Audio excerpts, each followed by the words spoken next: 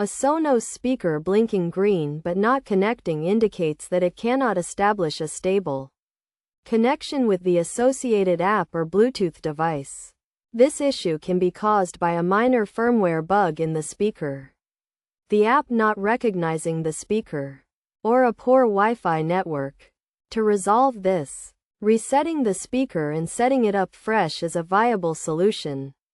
This can be done by pressing the power button until the green light stops flashing and a chime is heard. Then unplugging the speaker and waiting for about a minute before turning it back on while pressing the play or pause button. Once the front panel LED flashes orange, indicating the reset has begun, the button can be released.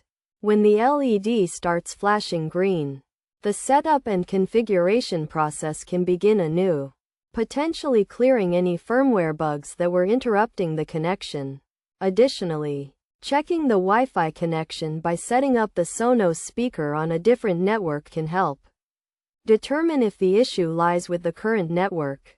It is essential to ensure that the mobile device is connected to the same network intended for use with the speaker.